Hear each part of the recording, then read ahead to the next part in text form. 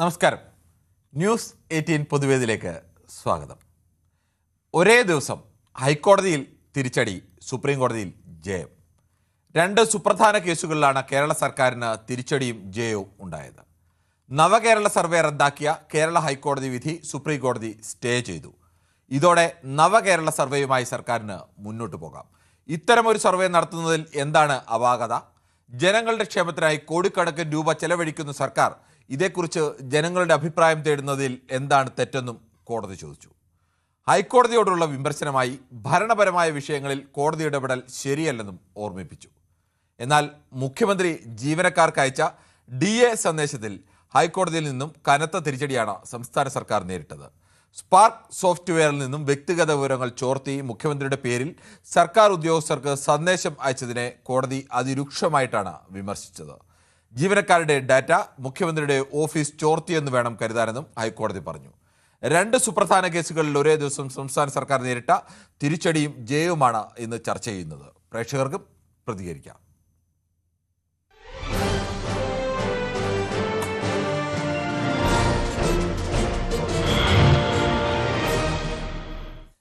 ശ്രീ കുഞ്ഞഹമ്മദ് കോഴിക്കോട് നിന്നാണ്. ശ്രീ കുഞ്ഞഹമ്മദ്, താങ്കൾക്ക് ഹൈക്കോടതിയിൽ നിന്ന് ലഭിച്ച തിരിച്ചടിയെക്കുറിച്ച് ചർച്ച ചെയ്യാനാണോ ഡാറ്റ കേസിൽ, അതോ സുപ്രീം കോടതിയിൽ നിന്ന് ലഭിച്ച അനുകൂല വിധിയെക്കുറിച്ച് ചർച്ച ചെയ്യാനാണോ താല്പര്യം? നമസ്കാരം സാറേ. നമസ്കാരമുണ്ട്. 28 ദിവസമായി ട്രൈ ചെയ്യുന്നത്. ഇതുവരെ ഒരു പ്രധാനപ്പെട്ട വിഷയങ്ങളിൽ പങ്കെടുക്കാൻ സാധിക്കില്ല. അതിനുള്ള പ്രതിഷേധം ആദ്യമായി രേഖപ്പെടുത്തി. ഏത് വിഷയമാണ്? എത്രയോ വിഷയങ്ങൾ നമ്മൾ ഇങ്ങനെ ചർച്ച ചെയ്യണമെന്ന് വിചാരിച്ചാൽ നിങ്ങൾ വിളിച്ചു കിട്ടുന്നില്ല. വിളിച്ചു കിട്ടാത്തത് ഞാൻ വിചാരിച്ച ഏതോ വിഷയം ചർച്ച ചെയ്യണമെന്ന് ഞാൻ ആലോചിച്ചത് നമ്മൾ ചെയ്തില്ല എന്ന് ചോദിച്ചത്. അതാണ് ഞാൻ ചോദിച്ചത്. അങ്ങനെയാണെങ്കിൽ നമുക്ക് പരിഹരിക്കാമെന്ന് ചോദിച്ചാണ്. വിളിച്ചു കിട്ടാത്തതിന് എനിക്ക് യാതൊന്നും ചെയ്യാനില്ല ശ്രീ കുഞ്ഞഹമ്മദ്. അത് ഒരുപാട് ആളുകൾ ഇങ്ങനെ വിളിക്കുന്നു, ചിലർക്ക് കിട്ടും, ചിലപ്പോൾ കിട്ടില്ല. അത് നമ്മളൊന്നും ചെയ്യുന്നതല്ല. അത് ആ സമയത്ത് വരുന്നത് നമ്മൾ എടുക്കുന്നു, അതിനപ്പുറത്തേക്ക് നമുക്കൊന്നും ചെയ്യാനില്ല. ഇനി നമുക്ക് വിഷയത്തിലേക്ക് കടക്കാം. പറഞ്ഞോളൂ. വേഗം നിർത്തല പറഞ്ഞിട്ട് പിന്നെ സർക്കാരിന് അനുകൂലമായൊരു വിധി ഉണ്ടായിട്ടുണ്ട്. അത് നമ്മൾ ചർച്ച ചെയ്യുന്നതോടൊപ്പം 5 ലക്ഷം വീടുകൾ കേരളത്തിൽ നിന്ന് തുറന്നു കൊടുക്കുന്ന സന്തോഷത്തിലാണ്.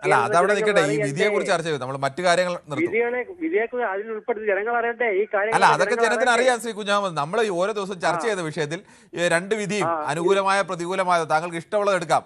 താങ്കൾ അതിൽ പറഞ്ഞു. അനുകൂലമായ വിധിക്ക് ഞാൻ സർക്കാരിനെ സ്വാഗതം ചെയ്യാം.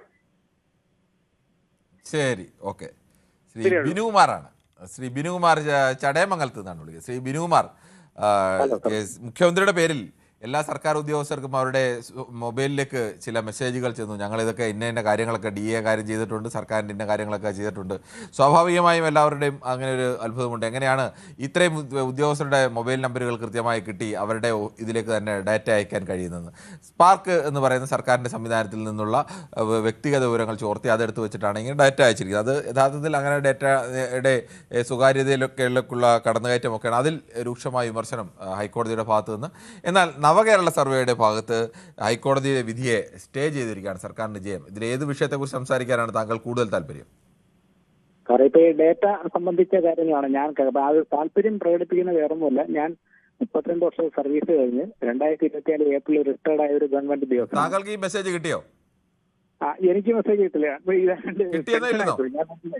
പെൻഷൻ ആയിപ്പോയി, അതുകൊണ്ട് കിട്ടിയില്ല. അതായത് സർക്കാർ ചെയ്യുന്ന ഒരുപാട് നല്ല കാര്യങ്ങളുണ്ട്. പക്ഷെ ഈ അടുത്ത സമയങ്ങളിൽ, ഈ അടുത്ത കാലങ്ങളിലായിട്ട് ഈ സർക്കാരിന് കോടതിയിൽ നിന്ന് വലിയ വലിയ തിരിച്ചടികൾ ഉണ്ടാകുന്നു. അത് വളരെ ബുദ്ധിപൂർവ്വം നീങ്ങാത്തതിന്റെ കുഴപ്പമായിട്ട് എനിക്ക് മാത്രം. സർക്കാർ പക്ഷേ തൊട്ട് മുമ്പ് മുഹമ്മദ് പറഞ്ഞാണെങ്കിൽ ഒരുപാട് നല്ല കാര്യങ്ങൾ ചെയ്യുന്നുണ്ട്. ആ നല്ല കാര്യങ്ങൾ ജനങ്ങളിലേക്ക് എത്തിക്കുന്ന രീതിയിലുള്ള പ്രവർത്തനമാണ് നടക്കേണ്ടത്. ഇത് എളുപ്പവഴിക്ക് ഈ ഡേറ്റ ഈ സ്പാർക്കിലൂടെ നേരത്തെ നമ്മുടെ ഈ ഗവൺമെന്റ് ഡേറ്റകളെല്ലാം സർക്കാർ ഉദ്യോഗസ്ഥന്മാരെ കംപ്ലീറ്റ് ഡേറ്റയും സർക്കാരിന്റെ ഉണ്ട്. പക്ഷെ അത് ആ ഒരു എംപ്ലോയിയുടെ, ഒരു മനുഷ്യന്റെ അവകാശമാണ്. അത് അദ്ദേഹത്തിന്റെ അനുവാദമില്ലാതെ ഈ ചെയ്യുന്ന ഈ ഒരു വർക്കിനോട് എനിക്ക് വലിയ താല്പര്യമില്ല. ശരി, താങ്കളുടെ വാക്കുകൾ വ്യക്തമാണ്. ശ്രീ പ്രദീപാണ് ഇടുക്കിയിൽ നിന്ന്. ശ്രീ പ്രദീപ്, ഈ സർക്കാരിന് തിരിച്ചടി നേരിട്ടതിനെ കുറിച്ചാണോ ജയമുണ്ടായതിനെ കുറിച്ചാണോ ചർച്ച ചെയ്യാൻ താങ്കൾക്ക് താല്പര്യം? ഇതിപ്പം സുപ്രീം കോടതി ഇതും തള്ളിപ്പോകുന്ന എനിക്ക് സംശയമുണ്ട്. അല്ല, അതിപ്പോ നമുക്ക് വന്ന വിധിയെ കുറിച്ചല്ലേ ചർച്ച ചെയ്യാൻ കഴിയൂ. വരാൻ പോകുന്ന വിധി ഇനി അങ്ങനെയാണോ അങ്ങനെ അല്ലയോ എന്നൊന്നും നമുക്ക് തൽക്കാലം പ്രവചിക്കാനാവില്ല. ഇപ്പോൾ വന്ന വിധിയെ കുറിച്ച് നമുക്ക് ചർച്ച ചെയ്യാം. ഔദ്യോഗിക വന്നതല്ലേ, ഇനി പറഞ്ഞിട്ട് കാര്യമില്ല, അത് പോയി. ശരി പ്രദീപ്. ശ്രീ പീതാംബരനാണ് പള്ളുരുത്തിയിൽ നിന്നാണ്. ശ്രീ പീതാംബരൻ, താങ്കൾക്ക് എന്ത് തോന്നുന്നു ഈ സുപ്രീം നവകേരള സർവേ? അത് സർവേ സർക്കാർ തീരുമാനിക്കുന്നു, അതിനു മുമ്പ് തന്നെ പാർട്ടി സെക്രട്ടറി താഴേക്ക് സർക്കുലർ അയക്കുന്നു, ഇങ്ങനെ ഒരു സർവേ വരുന്നുണ്ട്, നമ്മുടെ പാർട്ടിക്കാരെല്ലാവരും അതിൻ്റെ വോളണ്ടിയർമാരായി വീടുകളിലൊക്കെ പോകണം എന്ന് പറയുന്നത്, ഒരു ഇലക്ഷൻ വർക്കാക്കണം എന്നൊക്കെ പറഞ്ഞ് കത്തയക്കുന്നു. ഇത് ചൂണ്ടിക്കാട്ടി KSUക്കാർ ഒരു ഹർജി കൊടുക്കുന്നു. ആ ഹർജി ഹൈക്കോടതിയിൽ ഈ നവകേരള സർവേ റദ്ദാക്കുന്നു. സുപ്രീം കോടതി ഇപ്പോൾ ആ റദ്ദാക്കിയ വിധി സ്റ്റേ ചെയ്യുന്നു. എന്താണ് താങ്കൾക്ക് പറയാനുള്ളത്? കോടതികളിൽ ഇപ്പോ നമ്മളൊന്ന് നോക്കിക്കഴിഞ്ഞാൽ കോടതികളെല്ലാം ചിരിക്കാൻ പറ്റിയ കാര്യങ്ങളാണ് നടക്കുന്നത്. വേറെ ബലിതങ്ങളാണ്. ജഡ്ജിമാരെല്ലാം ഓരോ സുതികിതം പാട്ടുകാരായി മാറിയിരിക്കുകയാണ് ഓരോരുത്തരുടെ. കാരണം ഇവര് പോയാൽ ഓരോ സാധനം ഇവർക്ക് ഉറപ്പാണ്. ജഡ്ജിമാരും ഇപ്പൊ പണ്ടത്തെ പോലെ ഒന്നുമല്ല. നല്ല നല്ല ജഡ്ജിമാരൊക്കെ ഉണ്ടായിരുന്നു കൊണ്ട് VR കൃഷ്ണയ്യരെ പോലെയുള്ള ആളുകൾ അവരെല്ലാം പോയി കഴിഞ്ഞപ്പോൾ തന്നെ അതിന്റെ പ്രസക്തി പോയി. പിന്നെ എന്തെല്ലാം വിധികൾ ഇവിടെ വന്നിട്ടുണ്ട് നമുക്ക്. ഇവരെന്താ ഇങ്ങനെ ചെയ്യുന്നത്? ഒരു കാര്യം നിയമപരമായിട്ട് നോക്കി ചെയ്താൽ തെറ്റ ശരിയോ എന്നറിയാൻ പറ്റാത്ത ആൾക്കാരാണ് അവിടെ ജഡ്ജിമാരായിട്ട് ഇരിക്കുന്നത്. ഈ കിടക്കിൽ നമ്മൾ പാവപ്പെട്ടവരൊക്കെ കാര്യത്തിലൊന്നും ഇവർ വിടുന്നില്ലല്ലോ. ഇപ്പൊ ഞാനൊരു ഉദാഹരണം പറഞ്ഞുതരാം. മോഹൻലാല് ആലക്കൊമ്പ് വീട്ടിൽ നിന്ന് കണ്ടുപിടിച്ചിട്ട് എന്ത് നടപടി ഇവർ സ്വീകരിച്ച് ഒരു അക്ഷരം കൊണ്ടിട്ടില്ല. അപ്പൊ ഇവരെല്ലാവരും എന്തൊക്കെയോ ആഗ്രഹിച്ച് ഈ സാധനത്തിരുന്നു കൊണ്ട് ഒരു തൊഴിൽ ചെയ്യുന്നു, അത്രേ ഉള്ളൂ. ഇതിവിടെ ഒന്നും പറയാൻ പറ്റുന്നില്ല. ഇപ്പോ ജുഡീഷ്യൽ ആൾക്കാർക്ക് വിശ്വാസമില്ലാണ്ടായി. എന്തുകൊണ്ട് ഇങ്ങനെ സംഭവിക്കുന്നു? ഇവിടുന്ന് ഈ കോടതിയിൽ നിന്ന് ഒരു വിധി ഉണ്ടായാൽ അത് ഹൈക്കോടതി ചെല്ലുമ്പോൾ അത് മാറുന്നു, സുപ്രീം കോടതി അതുള്ളൂ. അപ്പോൾ കോടീശ്വരന്മാർക്ക് വേണ്ടി മാത്രമാണ് കോടതികൾ. പറഞ്ഞു മനസ്സിലായ?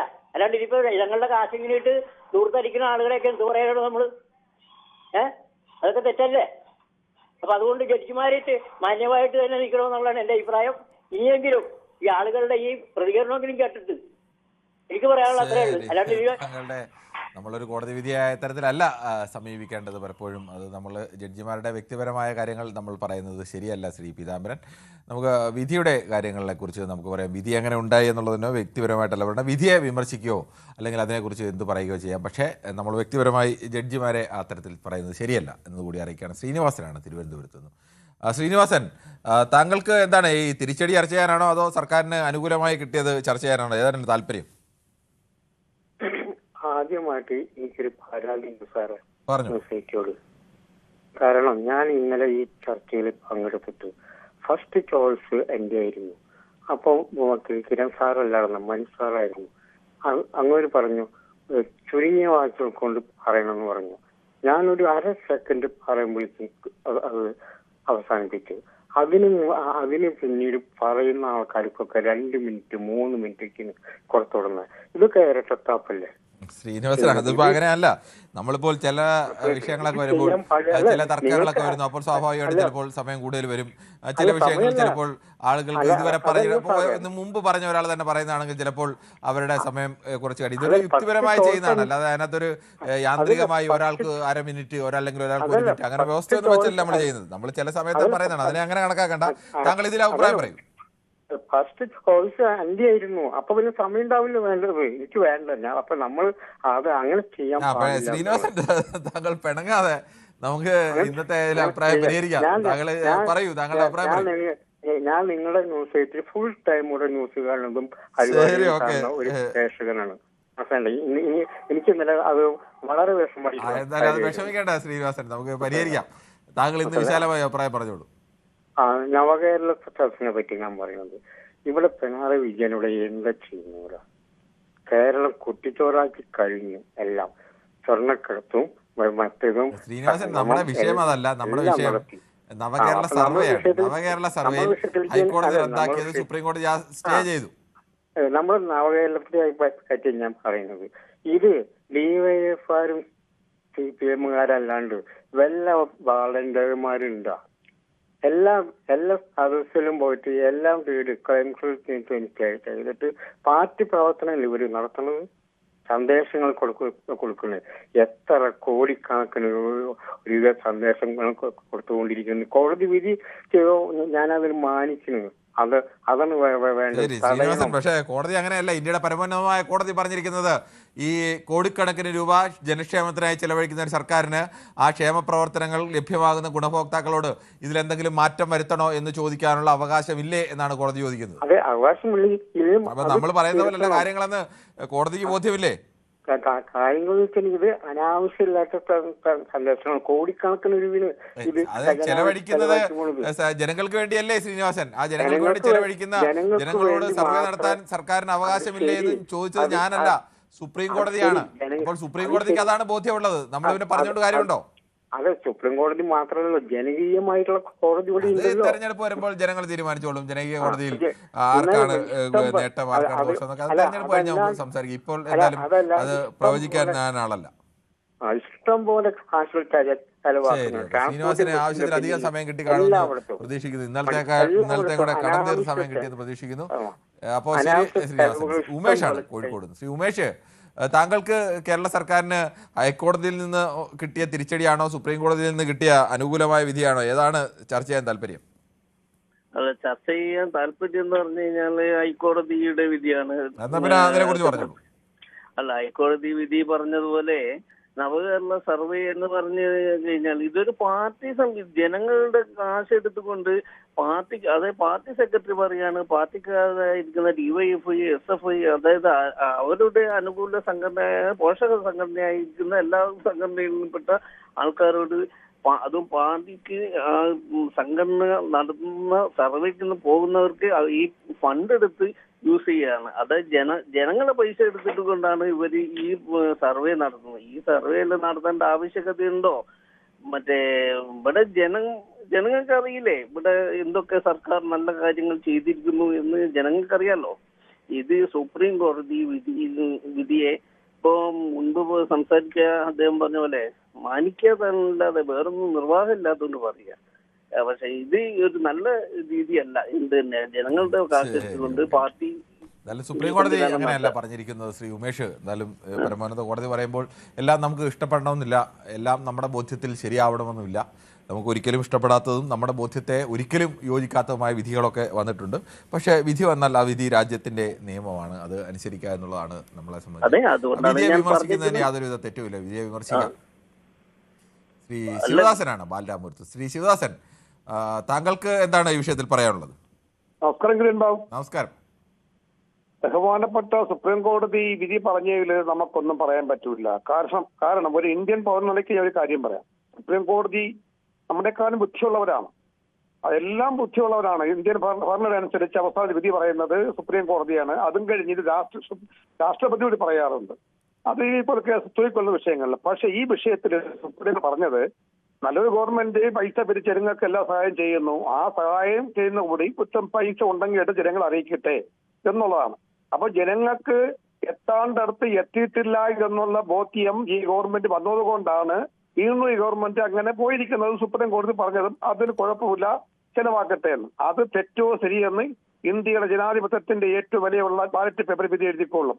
രണ്ടാമത്തെ വിഷയം, കേരള ഹൈക്കോടതി പറഞ്ഞ കാര്യം എന്താണ്? ഇവര് ഏതും എന്തിനും മുമ്പൊക്കെ ആൾക്കാർ ആധാർ വാങ്ങിച്ച് ഒരു പോര് നടത്തുന്നു. വാറ്റ് ഓഫീസുകളിലും ഓരോ ഗ്രന്ഥശാലകളിലും ആധാർ റേഷൻ കാർഡ് വാങ്ങിച്ച് ഒരു കള്ളങ്ങൾ പറഞ്ഞൊരു ഒരു ഫോം ഫില്ലിപ്പ് ഉണ്ടായിരുന്നു. നിങ്ങൾക്ക് അത് കിട്ടും ഇത് കിട്ടുമെന്ന്. അതൊന്നും ഇവിടെ നടക്കില്ല.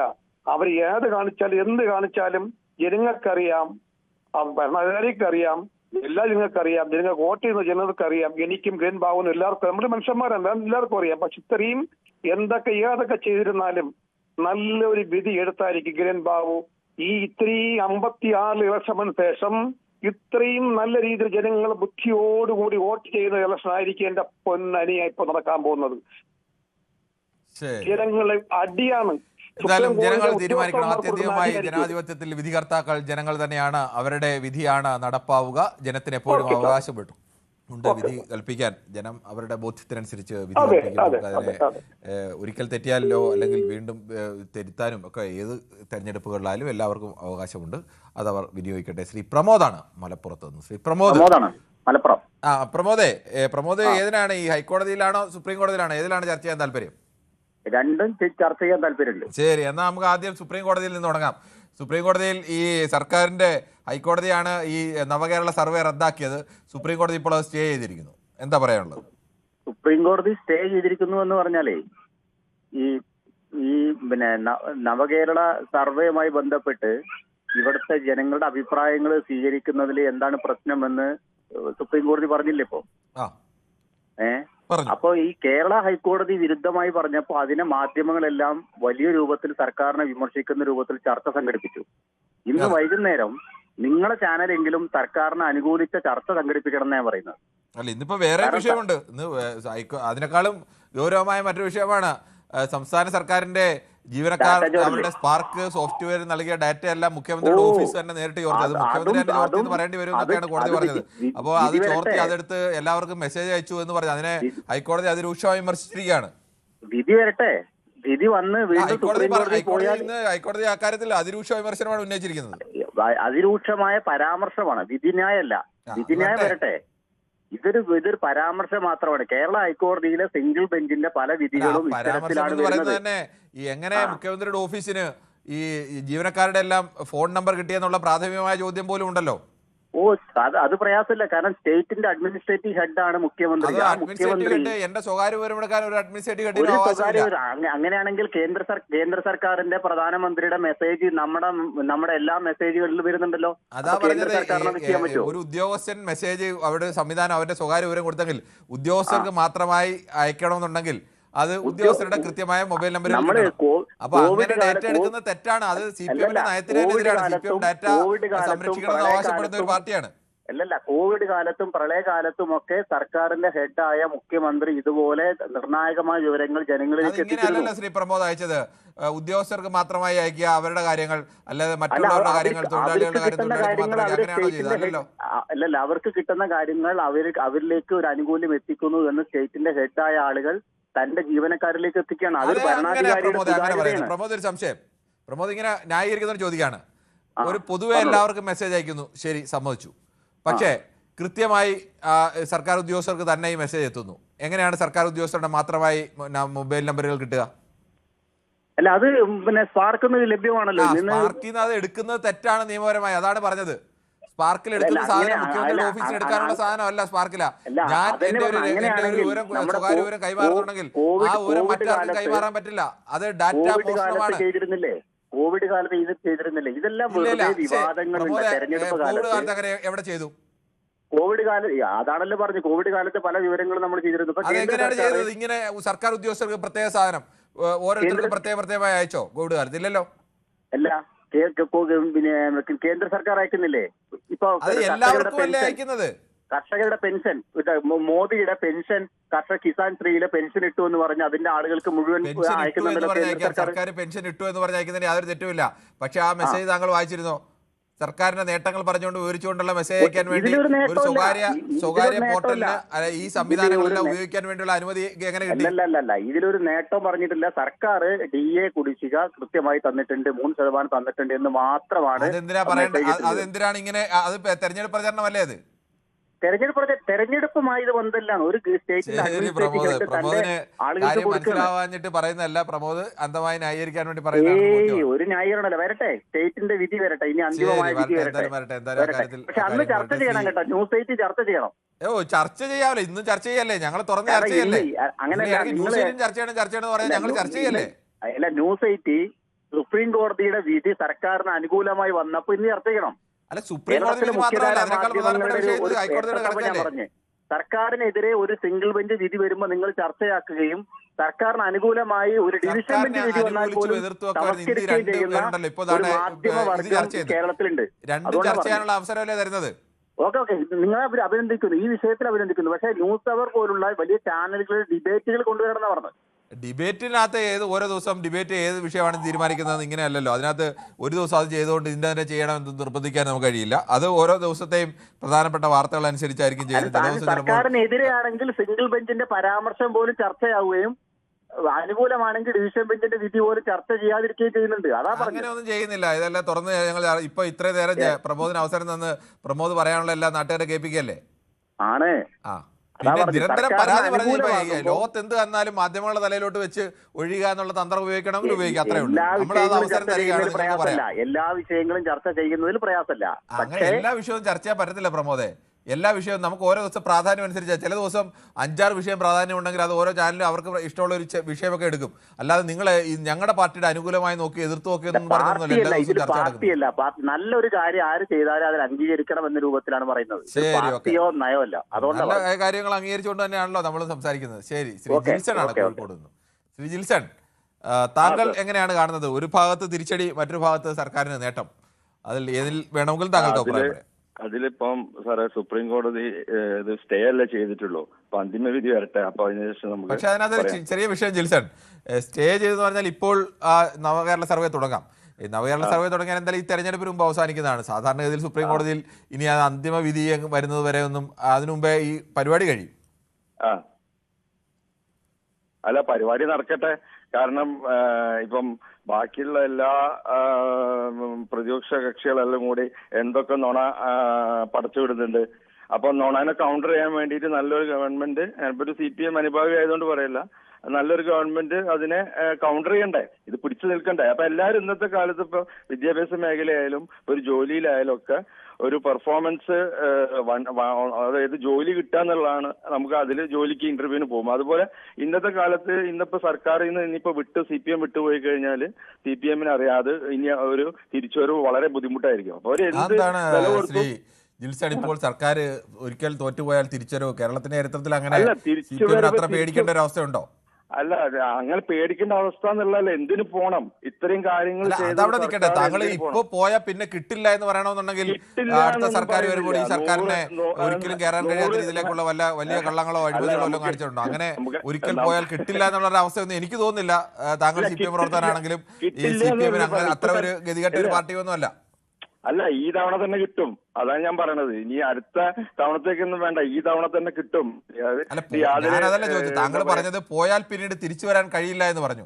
അപ്പൊ അത്രയ്ക്ക് ഒരു ദുർബലാവസ്ഥയിൽ നിൽക്കുന്ന പാർട്ടിയാണോ CPM എന്നാണ് ഞാൻ ചോദിച്ചത്. ദുർബലാവസ്ഥയൊന്നുമില്ല. ദുർബലാവസ്ഥ ഇല്ലാന്ന് നിങ്ങൾക്ക് അറിയാലോ. മറ്റേ പാർട്ടി നടത്തിയ സമരം, സെക്രട്ടറിയേറ്റിലേക്ക് ഭരിക്കുന്ന കാലത്ത് നടത്തിയ സമരം, അത് പിന്നെ അവസാനം ഒരു CPM-ലെ ഒരു പ്രമുഖ നേതാവ് ഇടപെട്ടിട്ടാണ് അതിന്റെ സമര നേതാവിനെ കൊണ്ട് അത് നിർത്തിച്ചത്. അല്ലെങ്കിൽ അന്ന് ഭരണം താഴെ വീഴേണ്ടതാണ്.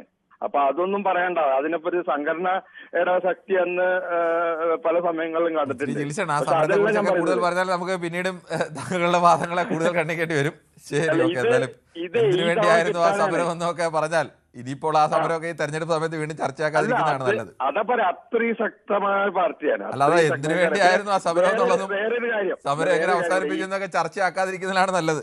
അല്ല, ഞാൻ പറയട്ടെ, സർവേയുടെ കാര്യം പറയട്ടെ. സർവേയുടെ കാര്യം ഇപ്പം ആ വ്യക്തികൾക്ക് അയച്ചു, അല്ലാതെ അതെടുത്തിട്ട് അമേരിക്കയുടെ ഒരു കമ്പനിക്ക് കൊടുത്ത ഒരു വിഷയം മുന്നുണ്ടായിരുന്നല്ലോ. അതെങ്ങനെ അമേരിക്കൻ കമ്പനിക്ക് കൊടുത്തോ? വ്യക്തികൾക്ക് അയച്ചത് നിങ്ങളുടെ സാധനം ഒരാൾ മറ്റൊരാൾ കൈവശപ്പെടുത്തി അനധികൃതമായി, അയാൾ അത് അമേരിക്കൻ കമ്പനി കൊടുത്തോ ഇല്ലെന്ന് നമുക്കറിയില്ലല്ലോ. ഞാൻ അറിഞ്ഞിടത്തോളം ഇത് സർക്കാർ ഉദ്യോഗസ്ഥർക്ക് മാത്രമല്ല, ഈവൻ 62 ലക്ഷം പെൻഷൻകാർക്കും പോയിട്ടുണ്ടെന്നാണ് പുറമേ നിന്നുള്ളത്. അങ്ങനെയാണെങ്കിൽ അതും ഗൗരവമായ വിഷയം തന്നെയാണ്. ആയിരിക്കും. പക്ഷെ അതൊക്കെ ഒരു സർക്കാർ തിരിച്ചു വന്ന് നല്ലത് ചെയ്യാൻ വേണ്ടി ആഗ്രഹിക്കുന്ന ഒരു സർക്കാർ ചെയ്യുമെന്ന് തെളിയിച്ച ഒരു സർക്കാർ അവർ ഏത് ലിമിറ്റിലേക്ക് പോകും, അതിലൊന്നും ഒരു തെറ്റില്ല. ജനങ്ങൾക്ക് അത് അതിനുള്ള ഗുണം കിട്ടിയിരിക്കും. എന്നാലും ശ്രീ ജിൽസൺ, താങ്കൾ ഈ ഡാറ്റ ചോർച്ചയെക്കുറിച്ചും ഡാറ്റയുടെ രഹസ്യാത്മകതയെക്കുറിച്ചും അതിൻ്റെ സ്വകാര്യതയെക്കുറിച്ചും ഒക്കെ CPM-ന്റെ കേന്ദ്ര കമ്മിറ്റി വളരെ വിശദമായ കുറിപ്പുകളൊക്കെ ഇറക്കിയിട്ടുണ്ട്. അവരുടെ വെബ്സൈറ്റിൽ അത് വ്യക്തമാണ്. അതൊന്ന് വായിച്ച് മനസ്സിലാക്കിയിരിക്കുന്നത് എന്തുകൊണ്ട് നന്നായിരിക്കും എന്നുകൂടി എനിക്ക് അഭ്യർത്ഥിക്കാനുണ്ട്. അല്ല, താങ്കളൊന്ന് വായിച്ചു നോക്കിയാൽ മനസ്സിലാവും. ഇപ്പോൾ ഡാറ്റയെക്കുറിച്ചുള്ള ഈ അഭിപ്രായങ്ങൾ അങ്ങനെ തന്നെയാണോ എന്നുള്ളത്. എന്തായാലും CPM പ്രവർത്തകനാണെന്ന് പറഞ്ഞതുകൊണ്ട് ഞാൻ പറഞ്ഞതാണ്. അത് വളരെ വിശദമായി തന്നെയുള്ള കുറിപ്പുകളുണ്ട്, ലേഖനങ്ങളും ഒക്കെ ഉണ്ട്. പ്രത്യേകിച്ച് നേരത്തെ മുൻ ജനറൽ സെക്രട്ടറി യെച്ചൂരിയുടെ ലേഖനങ്ങളും അടക്കം വിശദമായി തന്നെ. ഇപ്പോൾ അല്ലല്ല, നേരത്തെ ഇപ്പോൾ ബേബി ഇപ്പോൾ എപ്പോഴെങ്കിലും ലേഖനം എഴുതിയോന്ന് എൻ്റെ ശ്രദ്ധയിൽപ്പെട്ടിട്ടില്ല. നേരത്തെ നിങ്ങളെ അവരുടെ വെബ്സൈറ്റിൽ തന്നെ വളരെ കൃത്യമായി ഡേറ്റയെ കുറിച്ചൊക്കെയുള്ള പ്രമേയങ്ങളും അതിനെക്കുറിച്ചുള്ള വിവരങ്ങളും ഒക്കെ വളരെ വിശദമായി തന്നെ വ്യക്തമാണ്. വായിച്ചു. ഇല്ല, ഞാൻ അത് തെറ്റോ ശരി എന്നൊന്നും പറയുന്നില്ല. അതൊക്കെ താങ്കൾ വായിച്ചു നോക്കൂ. ശ്രീ പ്രസന്നാണ് മാളയിൽ നിന്നും. ശ്രീ പ്രസന്നൻ, താങ്കൾ എങ്ങനെയാണ് ഈ രണ്ട് വിധികളെയും കാണുന്നത്? നമസ്കാരം സാർ. നമസ്കാരം. ഈ രണ്ട് വിധികളും കോടതി വിധികളായതിന്റെ പേരിൽ നമ്മൾ എന്താ പറയാ, അതിനെ കുറിച്ച് ഇപ്പൊ ഞാൻ തൽക്കാലം അധികം പ്രതിപാദിക്കില്ല. ഇലക്ഷൻ സമയമാണ്. ചില വിധികൾ അനുകൂലമായിട്ട് വരും, അപ്പൊ അത് ആസ്വദിക്കും. ചില വിധികൾ പ്രതികൂലമായിട്ട് വരും, അത് അപ്പം മുറിവുറുപ്പുണ്ടാവും. അതിപ്പോ ഏത് പക്ഷമായാലും, ഭരണപക്ഷമായാലും പ്രതിപക്ഷമായാലും സാമാന്യ ജനങ്ങളായാലും അനുകൂലമായിട്ട് വരുമ്പോൾ അത് ആസ്വദിക്കും. അതിപ്പോ സ്വാഭാവികമാണ്. ഇപ്പൊ എന്താ പ്രത്യേകത വെച്ചാൽ ഇപ്പൊ വരുന്ന ഇലക്ഷനാണ് പറഞ്ഞത്.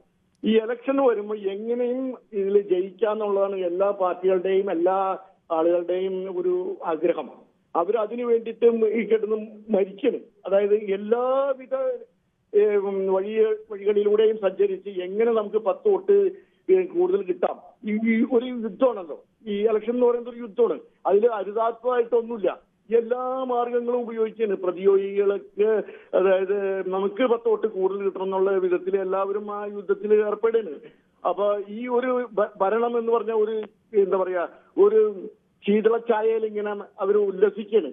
വലിയ വലിയ സംഭവങ്ങൾ, വലിയ വലിയ ഇതുകളായിട്ട് ആഘോഷങ്ങളായിട്ട് നടത്തുന്ന സമയത്ത് ഭരണം കൈവിട്ട് പോകുമ്പോൾ എല്ലാവർക്കും ഒരു കൈവിട്ട് പോകാൻ പോകുന്നു എന്ന് പറയുമ്പോൾ എല്ലാവർക്കും സ്വാഭാവികമായിട്ട് ഒരു വിഷമമുണ്ടാവും. അപ്പൊ പോകാതിരിക്കാൻ ഒരു പക്ഷവും തിരിച്ചു പിടിക്കാൻ മറുപക്ഷവും അവരുടെ എല്ലാ അവനാഴിയിലെ എല്ലാ വിഭവങ്ങളും ചേർത്ത് യുദ്ധം ചെയ്യും. അതാണ് നമ്മുടെ നാട്ടിൽ ഇപ്പൊ നടന്നുകൊണ്ടിരിക്കുന്നത്.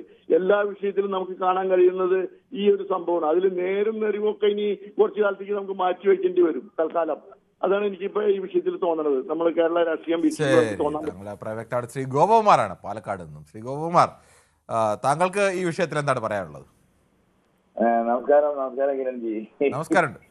ഞാനിതിങ്ങനെ ശ്രദ്ധിച്ചുകൊണ്ടിരിക്കുകയായിരുന്നു, ഒരുപാട് നേരം കേട്ടുകൊണ്ടിരിക്കുകയായിരുന്നു. എന്തായാലും കിരൺജീനെ ഞാൻ അപ്രീഷിയേറ്റ് ചെയ്യാണ്. ജിൽസൺ തള്ളി മറിച്ചു. ജിൽസൺ CPM പ്രവർത്തകനാണെന്നും പറഞ്ഞ് തള്ളി മറിച്ചപ്പോഴും താങ്കൾ ഒരു ചിരിയോട് കൂടിയിട്ട് അതിന് ഒരുപാട് നേരം, പക്ഷെ ഇരിക്കട്ടെ അവരെ പേരുള്ള ആൾക്കാരെ സംസാരിക്കട്ടെ, എന്റെ സമയം കൂടി ഞാൻ കൊടുക്കാനും കൂടെ തയ്യാറാണ്. ഒരുപാട് നേരം ജിൽസന് വേണ്ടിയിട്ട് പ്രമോദിന് വേണ്ടിയിട്ട്, പ്രമോദ് മലപ്പുറമാണെന്ന് വിചാരിക്കണോ, രണ്ടാളും CPM പ്രവർത്തകരാണെന്ന് പറഞ്ഞിട്ട് തന്നെ പറഞ്ഞു. ഒരു കാരണവശാലും കിരൺജി അല്ല, സാക്ഷാൽ രാഷ്ട്രപതി പറഞ്ഞാലും വക്കീൽ സുപ്രീം കോടതിയുടെ ജഡ്ജി പറഞ്ഞാൽ കൂടി ഇവരെ വിശ്വസിപ്പിക്കാൻ കഴിയില്ല. ഏത് വിഷയത്തിലായിക്കോട്ടെ, എന്ത് വിഷയത്തിലായിക്കോട്ടെ, ഒരു പരാജയം ഏർപ്പെട്ട് കഴിഞ്ഞാൽ അത് പരാജയമാണ്, ഞങ്ങളുടെ ഭാഗത്ത് തെറ്റുപറ്റി, ഇങ്ങനെ ഒരു തെറ്റാണ് സംഭവിച്ചത്, അത് ഞങ്ങൾ തിരുത്തും എന്ന് പറയാനുള്ള ഒരു ശക്തി അവർക്കില്ല. ഇപ്പൊ ജിൽസൺ പറഞ്ഞു കേട്ടില്ല, ഞങ്ങൾക്കും പിടിച്ചു നിൽക്കണ്ടേ പറഞ്ഞതിന്റെ അർത്ഥം എന്താണെന്ന് വൃത്തിയായിട്ട് മുമ്പ് രണ്ടാമത്തെ ചാൻസിൽ മുമ്പ് പറഞ്ഞു. തിരിച്ചു വരാൻ ഇപ്പൊ പോയി കഴിഞ്ഞാൽ തിരിച്ചു വരാൻ കഴിയില്ല. അവരുടെ പാത അത് തന്നെയാണ്. കിരൺജി എന്ത് സപ്പോർട്ട് പാർട്ടിക്ക് വേണ്ടി സപ്പോർട്ട് ചെയ്തിട്ട് CPM വേണ്ടി അല്ലെങ്കിൽ ജിൽസന് വേണ്ടി സപ്പോർട്ട് ചെയ്ത് സംസാരിച്ചാലും അവരുടെ പാത അത് തന്നെയാണ്. പോയ സ്ഥലത്തൊന്നും CPM തിരിച്ചു വന്ന ചരിത്രമില്ല. അത് അദ്ദേഹത്തിന് അറിയാം, ജിൽസന് കൃത്യമായിട്ട് അറിയാം. അപ്പോൾ കിരൺജി ഒന്ന് സപ്പോർട്ട് സമാധാനിപ്പിച്ച് അങ്ങനത്തെ പാർട്ടിയൊന്നല്ല, അതൊന്നും കുഴപ്പമില്ല, പോയാലും തിരിച്ചു വരാമല്ലോ എന്ന് കിരൺജി പറയുമ്പോഴും, കിരൺജി പത്രപ്രവർത്തകനല്ലേ, CPM പ്രവർത്തകനാണ് പറയുന്നത്, പോയാൽ തിരിച്ചു വരാൻ ബുദ്ധിമുട്ടാണ്, അതുകൊണ്ട് ഞങ്ങൾ പിടിച്ചു നിൽക്കട്ടെ, ഒരു കുഴപ്പമില്ല. ഡാറ്റയുടെ കാര്യം പറയുമ്പോൾ മൂപ്പർക്ക് ഡാറ്റയുടെ കാര്യത്തിനെ പറ്റി ഒരു ഇതുമില്ലാതെ മൂപ്പർ അതൊക്കെ ഉണ്ടാവും, അതൊക്കെ ഞങ്ങൾ അങ്ങനെ പറയും. പ്രധാനമന്ത്രി അങ്ങനെ പറഞ്ഞിട്ടില്ലേ, പ്രധാനമന്ത്രി ഇങ്ങനെ പറഞ്ഞിട്ടില്ലേ, പിണറായി വിജയൻ ഇങ്ങനെ പറഞ്ഞുകൂടെ എന്ന് പറഞ്ഞ കുഴപ്പം. ഇത് ഏതാണ്ട് സ്പ്രിംഗ്ലർ കേസ് വന്ന ആ സമയത്ത് വന്ന അതേമാതിരി തന്നെയാണ്. ഡാറ്റ ഉപയോഗിച്ചിട്ട് ഒരു ഓഫീസർക്ക് ഞങ്ങൾ നിങ്ങളുടെ DA റെഡിയാക്കി തന്നിട്ടുണ്ട്, കൂടുതൽ ഇവ കാര്യങ്ങൾ ചെയ്തിട്ടുണ്ട്, അത്ര ചെയ്തിട്ടുണ്ട്, ഇത്ര ചെയ്തിട്ടുണ്ട്, അതുകൊണ്ട് രണ്ടാമത് നമ്മൾ ഭരണം തന്നെ വരണം. എല്ലാ കാര്യത്തിലും തള്ളുകയാണ്, എല്ലാ കാര്യത്തിലും. ഞാനൊരു BJP പ്രവർത്തകൻ ആയതുകൊണ്ട് പറയുമെന്നല്ല, എല്ലാവർക്കും ജനങ്ങൾക്ക് മുഴുവൻ തള്ളിന് ആരും മോശക്കാരല്ല, എല്ലാ ഭരണക്കാരും തള്ളിൽ അങ്ങനെ മോശക്കാരല്ല, അത് പ്രത്യേകം ഓർത്തിരിക്കും നല്ലത്. ആലോചിച്ച് നോക്കൂ ഓരോ കാര്യം പറയുമ്പോൾ അങ്ങനെ ഇപ്പൊ മറ്റേ ഇതിന്റെ കാര്യത്തിൽ ആരോഗ്യ രംഗത്ത് പറയുകയാണെന്നുണ്ടെങ്കിൽ അവർ അപ്പൊ അതിന് ഇന്നത്തെ വിഷയമല്ലാതെ ഒരുപാട് പറയാനുണ്ട്. ആരോഗ്യ വിഷയത്തിൽ അവർ പറയുന്ന നമുക്ക് ഗോപകുമാരൻ താങ്കളുടെ അഭിപ്രായം വ്യക്തമാണ്. ശ്രീ രഞ്ജിത്താണ് മലപ്പുറത്തുനിന്ന്. ശ്രീ രഞ്ജിത്ത്, താങ്കൾ എങ്ങനെയാണ് കാണുന്നത് ഈ ഹൈക്കോടതിയിൽ നിന്നുണ്ടായ തിരിച്ചടിയും സുപ്രീം കോടതിയിൽ നിന്നുണ്ടായ അനുകൂലമായ തീരുമാനവും? എനിക്ക് വേറെ കാര്യം പറയേണ്ടത് സാറേ, ഞാൻ വിളിച്ചത് പറഞ്ഞു. എന്താ കാര്യം വെച്ചാല്, പ്രമോദ് എന്ന് പറഞ്ഞ വിളിച്ചില്ലേ മലപ്പുറത്തുനിന്ന്? കേട്ടില്ല. ഒരു പ്രമോദ് എന്ന് പറഞ്ഞ വിളിച്ചില്ലേ? ഹലോ, പ്രമോദ് വിളിച്ചിരുന്നു. വിളിച്ചിരുന്നു. അപ്പൊ ഒരു കാര്യം പറഞ്ഞല്ലോ, ഈ ഡാറ്റ എവിടുന്ന് കിട്ടിയെന്ന് ചോദിച്ചപ്പോ പറഞ്ഞല്ലോ മറ്റേ കേന്ദ്രത്തിൽ നിന്ന് എല്ലാവർക്കും മെസ്സേജ് അയച്ചു എന്ന്. പറഞ്ഞോളൂ, താങ്കൾ പറഞ്ഞോളൂ. കേന്ദ്രത്തിൽ നിന്ന് മെസ്സേജ് അയച്ചു പറഞ്ഞല്ലോ. അപ്പൊ കേന്ദ്രത്തിൽ നിന്ന് മെസ്സേജ് അയച്ച സമയത്ത് എല്ലാ ആൾക്കാർക്കും വന്നിട്ടുണ്ട്. ഞാൻ അന്ന് ഈ നാട്ടിൽ വന്ന സമയത്താണ് അടക്കം മെസ്സേജ് വന്നിട്ടുണ്ട്. അപ്പൊ എല്ലാ ആൾക്കാർക്കും വന്നാൽ കൂടുതലുള്ള ഉള്ളൂ. ഇത് ഒരിക്കലും ഒരാൾ ഡാറ്റ എടുക്കണം എന്ന് വെച്ചാൽ നമുക്ക് ഈ മറ്റേ ഒരു ഗവൺമെന്റ് ഡാറ്റ എടുക്കണമെന്നുണ്ടെങ്കിൽ എല്ലാ ഇതിലും ഇവർക്ക് ഒരിക്കലും മറ്റേ കള്ളത്തിലാണ് പറ്റില്ല. ഇപ്പൊ ഗവൺമെന്റ് ചെയ്ത കാര്യം പക്ക കള്ളത്തിലാണെന്നുള്ളത് തുറന്നു പറയാം. ശരി, ശ്രീ രഞ്ജിത്ത് പറഞ്ഞതെല്ലാം ശരിയാണ്. ഇതിപ്പോൾ ഈ കള്ളത്തരം പിടിക്കപ്പെടുന്ന തരത്തിലൊരു കള്ളത്തരമായിരുന്നു. പിടിക്കപ്പെടാത്ത രീതിയിൽ അത്തരം ഡാറ്റ ഉപയോഗിച്ചുകൊണ്ടുള്ള കള്ളത്തരങ്ങൾ സ്ഥിരമായി നടക്കാറുണ്ട്. പ്രത്യേകിച്ച് ഭരണം കിട്ടുന്ന രാഷ്ട്രീയ പാർട്ടികളൊക്കെയും ആളുകൾക്ക് മെസ്സേജ് അയക്കാറുണ്ട്. അത്തരം മെസ്സേജുകൾ അയക്കുന്നതിന് വേണ്ടിയുള്ള ഭീമമായ ഈ നമ്പറുകൾ, ആളുകളുടെ നമ്പറുകൾ, ഓരോ പ്രദേശത്തെ നമ്പറുകൾ, ഇതെല്ലാം പല രീതിയിൽ നിന്ന് ആളുകളുടെ സ്വകാര്യതയിലെ പലതരത്തിലുള്ള ഡാറ്റാ ബാങ്കുകളിൽ നിന്ന് ഇവർ അടിച്ചു മാറ്റുന്നതോ അല്ലെങ്കിൽ വില കൊടുത്ത് വാങ്ങുന്നതോ ഒക്കെ എന്തായാലും പറ്റിക്കപ്പെട്ട് ചെയ്യുന്നതൊക്കെ തന്നെ അത് വ്യാപകമായി ഉപയോഗിക്കുന്നുണ്ട്. അക്കാര്യത്തിലൊരു വലിയ നിയമ തടസ്സമൊന്നും നമ്മുടെ രാജ്യത്തെ യഥാർത്ഥത്തിൽ അതിനൊക്കെ മറികടന്ന് ചെയ്യാനുള്ള സംവിധാനങ്ങളുണ്ട് എന്നുള്ളതൊരു യാഥാർത്ഥ്യം കൂടിയാണ്. ശ്രീ രാജനാണ് പാലക്കാട് നിന്ന്. ശ്രീ രാജൻ, നമസ്കാരമുണ്ട്. താങ്കൾ ഏതാ, ഹൈക്കോടതിയാണോ സുപ്രീം കോടതി, ഏതാ പിടിക്കുന്നത്? അല്ല, നമ്മള് സുപ്രീം കോടതിയിലും നമ്മള് ഹൈക്കോടതിയിലും അവര് ടാക്സിന്റെ ചോർന്നു പോണത് വേറെ അവിടെ നിൽക്കട്ടെ. പാവങ്ങള് സുപ്രീം കോടതിയിലും ഹൈക്കോടതിയിലും കൊടുത്ത കേസുകള്, എന്റെ കേസ് 2011 ഹൈക്കോടതിയിൽ കൊടുത്ത 2011 ഇതുവരെ ഒന്നും ആയില്ല. ഇവര് നേതാക്കന്മാരുടെ കേസ് മാത്രമേ എടുക്കുള്ളൂ. സുപ്രീം കോടതി ആയാലും ഹൈക്കോടതി ആയാലും ഇവര് രാഷ്ട്രീയം കളിക്കുക. അത് എന്താകട്ടെ, ഞാൻ എന്റെ ഒരു ആവശ്യത്തിന് വേണ്ടി, എന്റെ മക്കളുടെ കല്യാണത്തിന് വേണ്ടി പൈസ ആവശ്യപ്പെടുമ്പോൾ അവരിപ്പോ നീട്ടിക്കൊണ്ടുപോയി. 2011 ഞാൻ 10,75,000 രൂപ കെട്ടിവെച്ചാണ് 2011 സാറേ. ശരി, പറഞ്ഞോളൂ. അപ്പൊ ഇത് ചെയ്തിട്ട് ഇത് ഹൈക്കോടതി നീട്ടിക്കൊണ്ടുപോയി കേസ് എടുക്കണേ ഇല്ല. രാഷ്ട്രീയക്കാര് അവരെങ്കിലും അവിടെ ആരെങ്കിലും തൂങ്ങിച്ചത്തു അല്ലെങ്കിൽ ആരെങ്കിലും രാഷ്ട്രീയക്കാരന്റെ തല്ലി പറഞ്ഞാൽ അത് മാത്രമേ എടുക്കുള്ളൂ. ഈ പാവങ്ങള് ഈ കല്യാണത്തിന് ആവശ്യത്തിന് രാജൻ പറഞ്ഞ പ്രധാനപ്പെട്ട ഒരു വിഷയമാണ്. പലപ്പോഴും നമ്മുടെ കോടതികൾ ഒരു കേസ് കൊടുത്തു കഴിഞ്ഞാൽ ആ കേസിൽ തീർപ്പ് കൽപ്പിക്കാൻ വേണ്ടി അനന്തമായി നീട്ടിക്കൊണ്ടു പോകുന്നത് യഥാർത്ഥത്തിൽ അത് ഒരു നീതി നിഷേധം തന്നെയാണ്. അനന്തമായി നീണ്ടുപോകുന്ന നീതിയാണ് സാധാരണ പൗരന്മാർ നേരിടുന്ന ഏറ്റവും വലിയ ക്രൂരതകളൊന്നും. ഇതിനൊക്കെ പറയുമ്പോ സുപ്രീം കോടതി ഇതിനും പറയണ്ടേ, ഇത്ര നീട്ടി കൊണ്ടുപോകാൻ പറ്റില്ല എന്ന് പറയണ്ടേ? ശരി, ഓക്കെ. ഓരോ കേസ് വളരെ പ്രധാനപ്പെട്ട വിഷയം തന്നെയാണ് ശ്രീ രാജൻ. ഞാൻ കെട്ടിവെച്ച പൈസ എനിക്ക് തരാൻ എന്താ ബുദ്ധിമുട്ട്? ശരി, ഓക്കെ. താങ്കളുടെ കേസ് എന്താണെന്ന് എനിക്കറിയില്ല. എന്തായാലും സമാനമായ രീതിയിലേക്ക് കോടതികൾ കയറി ഇറങ്ങി ജീവിതം അവസാനിപ്പിക്കേണ്ടി വരുന്ന അല്ലെങ്കിൽ ജീവിതാവസാനം വരെ കോടതികൾ കയറിയിറങ്ങേണ്ട ഗതികേടിൽ നിൽക്കുന്ന നിരവധി പൗരന്മാർ ഈ മഹാരാജ്യത്തുണ്ട്. നമ്മുടെ നീതി സംവിധാനത്തിന്റെ പിഴവുകളൊക്കെയാണ്. ഒന്നും ഒരു ചുക്കില്ല അവിടെ. ഹൈക്കോടതിയിൽ എല്ലാവർക്കും രാഷ്ട്രീയം ഉണ്ടെങ്കിൽ മാത്രമേ പണമുള്ളൂ. അപ്പൊ അതുകൊണ്ടാണ് ഹൈക്കോടതി ഈ സാറാൽ പറയണം, സുപ്രീം കോടതി ഹൈക്കോടതിക്ക് നല്ലൊരു താക്കീത് കൊടുക്കണം. ഇത് നീട്ടിക്കൊണ്ടാ പോയിട്ട് 2011 ഞാൻ കെട്ടിവെച്ച പൈസ എല്ലാ വീട്ടിൽ ഔദാര്യമല്ല. ഞാൻ കെട്ടിവെച്ച എനിക്ക് എത്തിത്തരണ്ടേ, ഇതിന്റെ അകത്ത് കടം ചോദിക്കുന്നതല്ല. അത് ഈ നമ്മുടെ ഈ സുപ്രീം കോടതി പറയണം. താങ്കളുടെ അഭിപ്രായം വ്യക്തമാണ്. ശ്രീ മൈക്കിളാണ് ഇടുക്കിയിൽ നിന്ന്. ശ്രീ മൈക്കിൾ, താങ്കൾക്ക് എന്താണ് പറയാനുള്ളത്? ഈ പ്രത്യേകിച്ച് നമ്മുടെ നവകേരള സർവേയുമായി ബന്ധപ്പെട്ട കേസിൽ ഹൈക്കോടതി വിധി സുപ്രീം കോടതി സ്റ്റേ ചെയ്തിരിക്കുന്നു. സാറേ, നമസ്കാരം സാറേ. നമസ്കാരം. കോടതി വിധികളെല്ലാം സ്വാഗതം ചെയ്യുന്നു. പക്ഷെ എനിക്ക് പറയാനുള്ളത്, ഇത് ജനാധിപത്യ രാജ്യമാണ്. ജനങ്ങളാൽ തെരഞ്ഞെടുക്കപ്പെട്ട ഭരണാധികാരികളാണ് ഭരിക്കുന്നത്. അവരാണ് നമ്മുടെ നാടിന്റെ വികസനവും നാട് എങ്ങനെ പോകണമെന്ന് തീരുമാനിക്കുന്ന അവരാ. അവര് തീരുമാനിച്ചാണ്. അവര് ഈ ജനങ്ങളുമായിട്ട് അഭിപ്രായം ചോദിക്കുന്നവരോട് എനിക്ക് യോജിപ്പാണുള്ളത്. എനിക്കും ഒരു മെസ്സേജ് വന്നിട്ടുണ്ട്.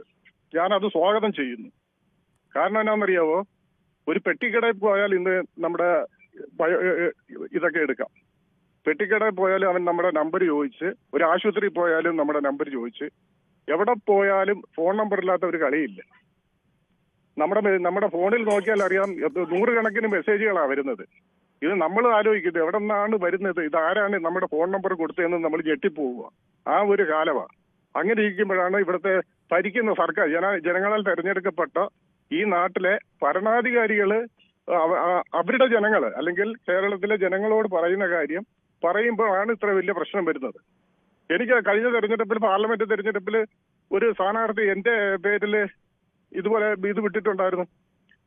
ഞാനും പോവല്ലോ കോടതിക്ക് എന്റെ ഇത് ചെയ്തു. അങ്ങനെ ഒത്തിരി പേരാണ്. അങ്ങനെയുള്ള കാലഘട്ടമാണ് ഇത്. എല്ലാം വെറും ഒരു ഇതാ. LDF ഇനി അടുത്ത പ്രാവശ്യം 100 സീറ്റോടെ തിരിച്ചു വരും. ഇത് വലിയൊരു തിരിച്ചടിയായിരിക്കും കോൺഗ്രസിന്.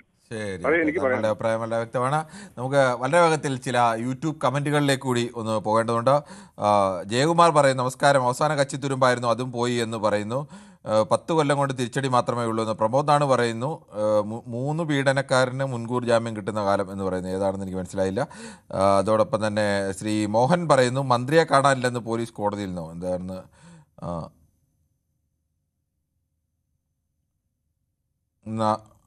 മറ്റൊന്ന് നന്ദകുമാർ പി ആണ്, അനുകൂലമായും പ്രതികൂലമായും സർക്കാരിന് ഉദ്ദേശിച്ച കാര്യം നടപ്പായില്ലേ, പിന്നെ എന്ത് പറയാൻ എന്ന് പറയുന്നു.